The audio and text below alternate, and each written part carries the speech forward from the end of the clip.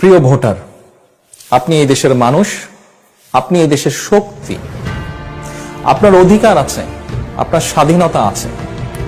আজ সেই স্বাধীনতা নিয়ে কথা বলার সময় এসেছে। স্বাধীন বাংলাদেশে পরাধীন জীবনের দিন শেষ হবার সুযোগ এসেছে। আপনারা ভোট দেবার সুযোগ পেয়েছেন।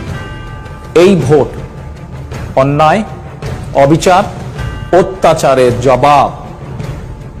তাই আপনাদের কাছে একান্ত অনুরোধ, সকাল সকাল ভোট দিতে চলে যাবেন।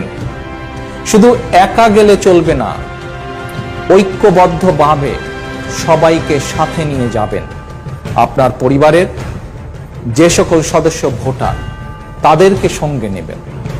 আপনার প্রতিবেশী, পাড়া প্রতিবেশী, বন্ধু যারা ভোটার, তাদেরকে সাথে নেবেন। সকলে একত্রিতভাবে ঐক্যবদ্ধভাবে যাবেন এবং যাবার পরে নিশ্চিত করবেন আপনার ভোট প্রদান।